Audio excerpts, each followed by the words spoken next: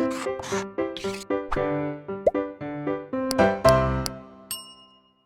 Students, welcome back to Blueprint Digital. आज की इस वीडियो में हम जल प्रदूषण के प्रभाव को डिटेल में पढ़ेंगे। वीडियो को स्टार्ट करने से पहले हमारे चैनल को सब्सक्राइब करें और बेल आइकन दबाना ना भूलें, जिससे हमारे लेटेस्ट वीडियोस की नोटिफिकेशन आपको प्राप्त होती रहे। अब हम आज के टॉपिक पर आते हैं। सबसे पहले जो जल प्रदूषण के प्रभाव है, हमें उन्हें 3 हेडिंग्स में पढ़ना है: जल स्रोतों पर प्रभाव, जलीय जीवों पर प्रभाव और स्वास्थ्य पर प्रभाव। जलीय स्रोतों पर जो प्रभाव होता है उसमें हमें 3 चीजें पढ़नी है: डिजॉल्व ऑक्सीजन की कमी, बीओडी का बढ़ना, सुपोषण। जलीय जीव प्रभाव हमें 2 हेडिंग्स में पढ़ना है: जैव आवर्धन यानी कि बायोमैग्निफिकेशन और तापीय प्रदूषण के कारण प्रभाव, और फिर लास्ट में पढ़ना है स्वास्थ्य पर प्रभाव। सबसे पहले हमें डिजॉल्व ऑक्सीजन के बारे में पढ़ेंगे। जल के किसी भी नमूने में जो विलय ऑक्सीजन होती है, डिजॉल्व ऑक्सीजन होती है, उसकी जो मात्रा होती है उसे हम घुलित ऑक्सीजन कहते हैं। डिजॉल्व ऑक्सीजन यानी कि विलय ऑक्सीजन को पार्ट्स पर मिलियन पीपीएम के रूप में व्यक्त किया जाता है। जल में सीवेज के मिलने से, अन्य पॉल्यूटेंट्स के मिलने से जल की डिजॉल्व ऑक्सीजन यानी कि डीओ कम होती है, घटती है, जबकि बीओडी बढ़ती है। क्योंकि जब कार्बनिक पदार्थ का अपघटन होगा, जब पॉल्यूटेंट्स उसके अंदर प्रेजेंट होंगे, बाहर से आएंगे, तो उन कार्बनिक पदार्थों का अपघटन होगा और उस अपघटन के लिए जो जीवाणु होते हैं वो वायवीय श्वसन कर कर उसका अपघटन करते हैं और उस ऑक्सीजन को वो यूज कर लेते हैं, जिससे उस जल की डिजॉल्व ऑक्सीजन कम होने लगती है। किसी भी जल में 8 ppm यानी कि अगर जल में 8 ppm से कम डिजॉल्व ऑक्सीजन है तब हम उसे प्रदूषित मानते हैं। और जबकि अगर अत्यधिक प्रदूषित जल है तो उसकी जो डिजॉल्व ऑक्सीजन होती है वो 4 ppm से नील तक होती है। यानी कि जो 8 ppm है उससे कम का जो डिजॉल्व, अगर डिजॉल्व ऑक्सीजन 8 ppm से कम है पार्ट्स पर मिलियन में, तो वो प्रदूषित माना जाता है। लेकिन अगर उसकी डिजॉल्व ऑक्सीजन 4 ppm से लेकर नील तक है तो वो हाईली पॉल्यूटेड यानी कि अत्यधिक प्रदूषित जल माना जाता है। डिजॉल्व ऑक्सीजन कम होने के कारण जीव जंतुओं की, फिश और अन्य जीव जंतुओं की मृत्यु होने लगती है। दूसरा है बायोकेमिकल ऑक्सीजन डिमांड।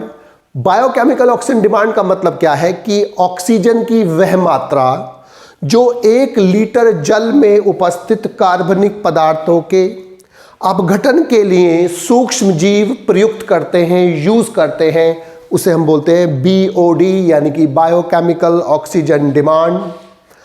बीओडी और डीओ का संबंध रिवर्सिबल होता है, अर्थात अगर डिजॉल्व ऑक्सीजन ज्यादा है तो बीओडी कम होगी और अगर डिजॉल्व ऑक्सीजन कम है तो बीओडी अधिक होगी। यानी कि वो इसके इनवर्सली प्रोपोर्शनल होती है बीओडी, यानी कि डीओ बढ़ेगी तो ये घटेगी और अगर ये घटेगी तो ये बढ़ेगी। शुद्ध जल की बीओडी का मान 1 से भी कम होता है और किसी जल में बीओडी का अधिक होना ऑर्गेनिक वेस्ट यानी कि कार्बनिक व्यर्थ पदार्थों की उपस्थिति को प्रदर्शित करता है, अर्थात प्रदूषण को प्रदूषित करता है, जल प्रदूषण को प्रदूषित करता है। इसका अर्थ है किसी जल के स्रोत में अगर ऑर्गेनिक वेस्ट, कार्बनिक व्यर्थ पदार्थ अधिक है तो उसकी बीओडी अधिक होगी, उसका पॉल्यूशन अधिक होगा, अर्थात उसमें वाटर पॉल्यूशन अधिक होगा और डीओ यानी कि डिजॉल्व ऑक्सीजन कम होगी। वाहित मल यानी कि सीवेज के नदी में मिलने वाले स्थान पर, जहां पर वो सीवेज गिरता है, वहां पर कार्बनिक पदार्थों की मात्रा बढ़ जाती है और बढ़ने के कारण वहां पर सूक्ष्म जीव, बेसिकली बैक्टीरिया, उस वेस्ट पदार्थ को अपघटन करने के लिए उनकी संख्या बढ़ती है। वो डिजॉल्व ऑक्सीजन को यूज करते हैं और जिससे डिजॉल्व ऑक्सीजन जो होती है वो घटने लगती है और बीओडी धीमे धीमे बढ़ती है। अर्थात बीओडी अगर बढ़ रही है इसका मतलब पॉल्यूशन ज्यादा है, डिजॉल्व ऑक्सीजन कम होगी, बैक्टीरिया अधिक होंगे, ऑर्गेनिक वेस्ट अधिक होंगे। सीवेज के जो विसर्जन के स्थान पर फिश और अन्य जलीय जीवों की जो है मृत्यु होने लगती है, क्योंकि डिजॉल्व ऑक्सीजन वहां कम होने लगती है, क्योंकि कार्बनिक वेस्ट पदार्थों के अपघटन के लिए सूक्ष्म जीव, बेसिकली बैक्टीरिया, उस ऑक्सीजन को अधिक यूज कर लेते हैं। कार्बनिक पदार्थों के उपयोग हो जाने के बाद अर्थात अपघटन हो जाने के बाद बीओडी अब घटने लगती है, डिसॉल्व ऑक्सीजन बढ़ने लगते हैं, जिसके कारण जलीय जीव पुनः आने लगते हैं। यानी कि अगर हम एक डायग्राम से देखें तो डायग्राम में यहां पर सीवेज डाला जा रहा है, किसी भी वाटर सोर्स में ये कंसंट्रेशन है।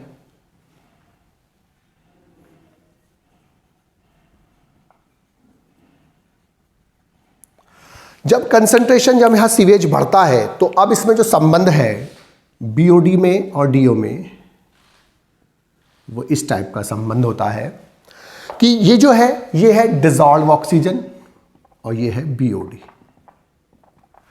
अब इसका मतलब क्या हुआ कि जैसे जैसे सीवेज इसमें बढ़ा वैसे वैसे इसमें बीओडी बढ़ी, और जो डीओ है वो घटी। तो जैसे जैसे सीवेज बढ़ता है वैसे वैसे ऑर्गेनिक वेस्ट बढ़ते हैं, ऑर्गेनिक वेस्ट बढ़ने से डिसॉल्व ऑक्सीजन कम होती है और बीओडी बढ़ती है। लेकिन जब डायरेक्शन ऑफ फ्लो, अब अपघटन हो जाएगा और चलते हुए पानी में जो वेस्ट मटेरियल है वो अब आगे चले जाएंगे, तो चलने से क्या होगा कि जब ऑर्गेनिक वेस्ट डिसॉल्व हो, अपघटन हो गया, उनका डिकम्पोजिशन हो गया, तो अब सीवेज के बढ़ने से यानी कि ऑर्गेनिक वेस्ट के बढ़ने से बीओडी बढ़ रही थी तो अब घटने लगेगी, डिसॉल्व ऑक्सीजन घट रही थी तो अब वो बढ़ने लगेगी। तो शुरू में जब सीवेज डिस्पोजल होगा, सीवेज विसर्जन होगा, तो बीओडी की मात्रा बढ़ेगी और डीओ की मात्रा घटेगी। लेकिन जैसे जैसे वो आगे बहने लगेंगे या उनका डिकम्पोजिशन हो जाएगा, अपघटन हो जाएगा सूक्ष्म जीवों के द्वारा, तो अब ऑर्गेनिक वेस्ट कम होने लगेगा। ऑर्गेनिक वेस्ट कम होने से बीओडी अब घटने लगेगी और डीओ अब बढ़ने लगेगी, और यहां पर जो ऑर्गेनिजम्स होते हैं वो यहां पर ऑर्गेनिज्म डिसअपेयर होने लगते हैं, अर्थात अब उनकी फिश और अन्य की मृत्यु होने लगती है। लेकिन जैसे जैसे डिसॉल्व ऑक्सीजन बनेगी वो पुनः आ जाते हैं, जो जीव होते हैं वो पुनः आ जाते हैं। तो सीधी सी बात है कि जैसे जैसे किसी वाटर बॉडी में सीवेज डाला जाएगा, सीवेज का विसर्जन होगा, ऑर्गेनिक वेस्ट की मात्रा बढ़ेगी। ऑर्गेनिक वेस्ट की मात्रा बढ़ने का जीवाणुओं की संख्या बढ़ेगी, जिससे उस ऑर्गेनिक वेस्ट को वो डिकम्पोज कर सके। डिकम्पोज करने में वो ऑक्सीजन को यूज़ करते हैं, जिससे वहाँ पर डिसॉल्व ऑक्सीजन कम होने लगती है और बीओडी बढ़ने लगती है। लेकिन कुछ समय बाद जैसे जैसे वेस्ट मटेरियल जो होते हैं वो डिकम्पोज हो जाते हैं, बैक्टीरिया कम होने लगते हैं, वेस्ट कम होने लगता है, तो अब डिसॉल्व ऑक्सीजन वापस दोबारा से बढ़ने लगती है, बीओडी अब घटने लगती है, और डिसॉल्व ऑक्सीजन के कम होने से, बीओडी के बढ़ने से जो जलीय जीव मरते हैं अब वो पुनः वापस आने लगते हैं। तो इस डायग्राम के थ्रू यही बताया जाता है कि डिसॉल्व ऑक्सीजन जो होती है वो घटती है सीवेज के आने से, बीओडी बढ़ती है। लेकिन जब सीवेज कम होने लगता है, ऑर्गेनिक वेस्ट कम होने लगता है, डिसॉल्व ऑक्सीजन वापस पुनः बढ़ जाती है और जीव पुनः वापस जाते हैं। बीओडी के बढ़ने से और डीओ के घटने से जीव मरने लगते हैं, और जब वो डीओ बढ़ जाती है, बीओडी घटने लगती है, वो पुनः जीव नए आ जाते हैं। यदि जल की बीओडी 1500 mg पर लीटर, कितनी 1500 mg पर लीटर, अगर बीओडी 1500 mg पर लीटर से कम होती है तो वो जो दुर्बल सीवेज या वीक सीवेज यानी कि कम प्रदूषण को प्रदर्शित करती है। तो इसका मतलब क्या है, कम प्रदूषण, या उसमें कम या दुर्बल सीवेज है। लेकिन अगर उसकी मात्रा 1500 से लेकर 4000 mg पर लीटर होती है तो ये होता है मध्यम प्रदूषण यानी कि मध्यम सीवेज। और अगर वो 4000 से अधिक होती है, 4000 mg पर लीटर से अधिक, तो वो क्या अधिक पॉल्यूटेड होता है, अधिक प्रदूषण होता है, अधिक सीवेज होता है। तो 1500 mg तक कम प्रदूषण, 1500 से 4000 तक मध्यम, और 4000 से ऊपर अधिक पॉल्यूशन होता है। और जो स्वच्छ जल होता है उसमें बीओडी जो होती है वो 1 से भी कम होती है। अब तीसरा है यूट्रोफिकेशन यानी कि सुपोषण। सुपोषण का मतलब क्या है कि जब किसी जलीय स्रोत जैसे झील में पॉल्यूटेंट्स गिरते हैं, प्रदूषक गिरते हैं, तो उन प्रदूषकों में नाइट्रेट और फॉस्फेट की मात्रा बहुत अधिक होती है। नाइट्रेट और फॉस्फेट की मात्रा अधिक होने के कारण ये नाइट्रेट और फॉस्फेट एल्गी और ब्लू ग्रीन एल्गी, नील हरे शैवाल, साइनोबैक्टीरिया और एल्गी जैसे जीवों के लिए ग्रोथ फैक्टर की तरह करते हैं, वृद्धि कारक की तरह काम करते हैं, जिसके कारण इन जीवों की ग्रोथ बहुत अधिक हो जाती है, जिसे हम एल्गल ब्लूम या वाटर ब्लूम कहते हैं। इन ऑर्गेनिजम्स के बढ़ने के कारण इनकी मृत्यु के बाद उस जलीय स्रोत में ऑर्गेनिक वेस्ट यानी कि जो कार्बनिक व्यर्थ पदार्थ है उनकी मात्रा बहुत अधिक हो जाती है, जिसके कारण अब उनको अपघटित करने वाले जीवाणुओं की संख्या भी बढ़ने लगती है और वो जीवाणु उनको अपघटित करने के लिए ऑक्सीजन यूज़ करते हैं, जिससे उनकी जो जल की ऑक्सीजन है, डिजॉल्व ऑक्सीजन, वो कम होने लगती है और बीओडी बढ़ती है।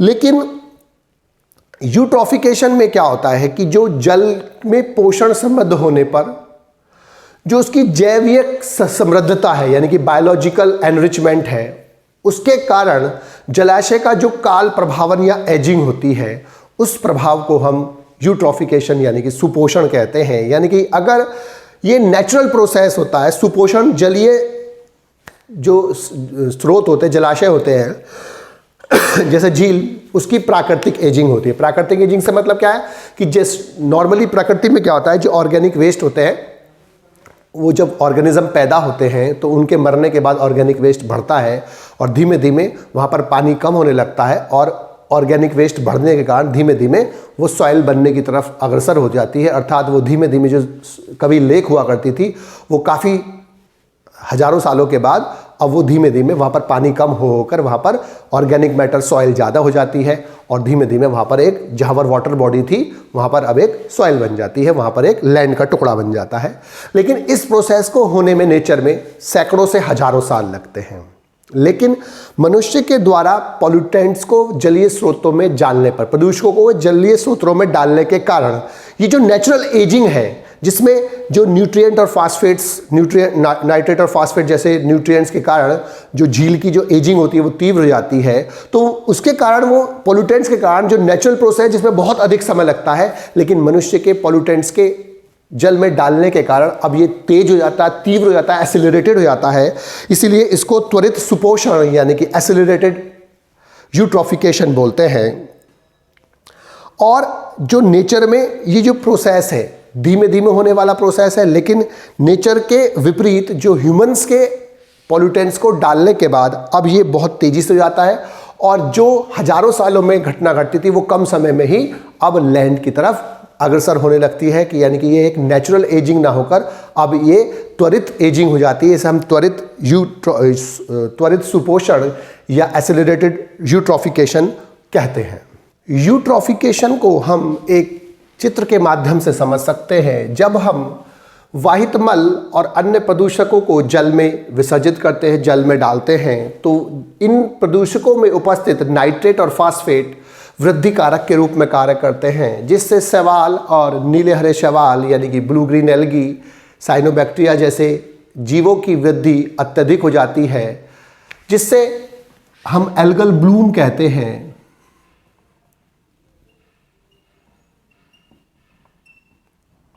और जब इन जीवों की मृत्यु होती है तो इनसे वहाँ पर कार्बनिक पदार्थ यानी कार्बनिक वेस्ट यानी कि ऑर्गेनिक वेस्ट की मात्रा बढ़ती है और इन ऑर्गेनिक वेस्ट को डिकम्पोज करने के लिए, इनको अपघटन करने के लिए वहाँ पर वायवीय जीवाणुओं की संख्या बढ़ने लगती है और ये वायवीय जीवाणु इस ऑर्गेनिक वेस्ट को डिकम्पोज्ड अपघटन करने के लिए अब वहाँ पर उपस्थित डिजॉल्व ऑक्सीजन को यूज़ करते हैं और डिजॉल्व ऑक्सीजन को यूज़ करने के कारण वहाँ पर अब जो ऑक्सीजन की मात्रा होती है जल में वो कम हो जाती है और इसी के साथ साथ बीओडी बढ़ती है।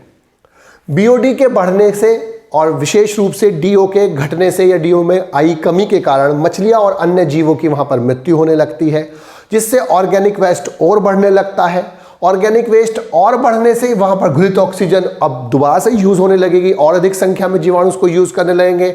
इससे घुलित ऑक्सीजन में और कमी आएगी और जल का अब वहाँ धीरे धीरे कम होने लगेगा और कार्बनिक पदार्थों की मात्रा बढ़ने लगती है और जल के लगातार कम होने से और कार्बनिक पदार्थों की मात्रा बढ़ने से अब धीमे धीमे झील उथली होने लगती है, अर्थात कम गहरी होने लगती है। जो कार्बनिक वेस्ट होते हैं वो अब इकट्ठे होने लगते हैं और धीमे धीमे समाप्त की ओर हो जाती है, अर्थात वहाँ पर जहाँ पर पहले जलीय स्रोत था वहाँ पर अब धीमे धीमे वो एक मृदा की ओर चलने लगती है और एक सॉइल या लैंड का टुकड़ा बनने लगता है। तो इसमें सीवेज और अन्य प्रदूषकों को जल में डलने से नाइट्रेट और फास्फेट जो होते हैं प्रदूषकों में वो ग्रोथ फैक्टर की तरह काम करते हैं, जिससे शैवाल और अन्य जीवों की वृद्धि अधिक हो जाती है। इसे हम एल्गल ब्लूम बोलते हैं। उनकी मृत्यु के बाद जीवाणु की संख्या बढ़ने लगती है जो इसको अपघटन करते हैं इनकी बॉडी का। इससे बीओडी बढ़ती है और डीओ जो होती है डिजॉल्व ऑक्सीजन वो कम होती है। इससे मछली और अन्य जीव जंतुओं की मृत्यु होने लगती है, जिससे कार्बनिक वेस्ट और बढ़ने लगता है, जीवाणु की संख्या और बढ़ती है, वो ऑक्सीजन और अधिक यूज करते हैं जिससे डिजॉल्व ऑक्सीजन और कम होने लगती है। जल धीमे धीमे कम होने लगेगा, कार्बनिक वेस्ट बढ़ते चले जाएंगे, जिससे जल जो होता है, झील जो होती है या कोई भी जल का स्रोत जो होता है वो उथला होने लगता है और वो धीमे धीमे समाप्ति की ओर चलने लगता है और कुछ समय बाद वो धीमे धीमे समाप्त हो जाता है। बच्चों, आज की इस वीडियो में बस हम इतना ही पढ़ेंगे। हमारी इस वीडियो को आप लाइक करें और अपने दोस्तों के साथ शेयर करें। यदि आपका कोई डाउट है तो आप हमें कमेंट करके बता सकते हैं। इस अध्याय को और अच्छे से पढ़ने और समझने के लिए आप चित्रा प्रकाशन की बुक एक्टिव जीव विज्ञान की सहायता भी ले सकते हैं।